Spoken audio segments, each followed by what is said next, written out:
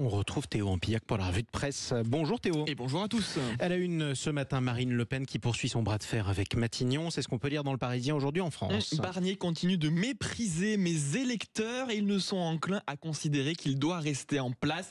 C'est le fonctionnement normal de la démocratie pour tenir compte du poids des groupes politiques. Marine Le Pen prévient le Premier ministre que malgré les nombreuses concessions, une motion de censure n'est toujours pas écartée. Alors du côté du gouvernement, on contre-attaque comme on peut. Il va falloir que le RN explique aux classes populaires que leur pouvoir d'achat sera impacté, aux agriculteurs que les retraites agricoles ne pourront pas être assurées, que les impôts vont exploser, etc., etc.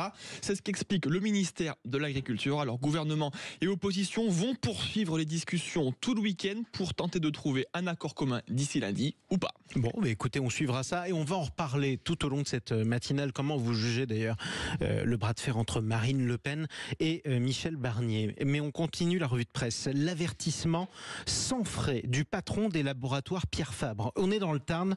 Ça concerne le risque de voir finalement s'arrêter le chantier, pourtant bien commencé, de l'autoroute A69 près de Toulouse et Castres. Et c'est à dire dans la dépêche du midi. Si l'autoroute n'est pas finalisée, le premier employeur du Tarn remettra en cause sa politique d'implantation locale. Propos de Pierre-Yves Revol, président des labos Pierre Fabre, dans une longue interview accordée au journal. Il se justifie: nous sommes ancrés ici, nous nous sommes battus pour y rester, mais nous ne pouvons pas continuer éternellement à surmonter les difficultés liées à l'enclavement si aucun effort n'est fait pour ce territoire. Il ajoute que le fondateur des laboratoires Pierre Fabre s'était engagé à maintenir l'activité quand il avait eu l'assurance que l'autoroute verrait le jour. Finalement, c'est plus si sûr. Bref, on continue. Ce témoignage à lire également dans le Midi Libre. Dans Midi Libre, mon cher Théo, c'est celui de la petite Talia. Elle a 5 ans. C'est une survivante de l'amyotrophie spinale. Elle a survécu grâce à quoi? Grâce au Téléthon qui a lieu en ce moment. Exactement. Taïla, c'est une enfant Téléthon, résume son grand-père Michel. Sans l'AMF, elle ne serait tout simplement pas là. La petite fille atteinte, donc vous l'avez dit Jean-Marie, d'amyotrophie spinale, c'est une maladie génétique mortelle qui touche les muscles et cause une dégénérescence des neurones. Elle a pu bénéficier rapidement d'une thérapie génétique. Elle est seulement la 4e enfant en France à y avoir recours, et grâce à ça, la progression a pu être stoppée.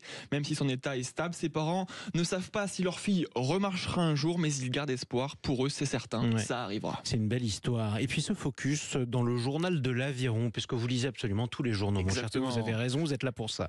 Alors, ce sont les artisans qui ont contribué à la rénovation de la cathédrale de Paris. Le moins qu'on puisse dire, c'est qu'ils sont fiers.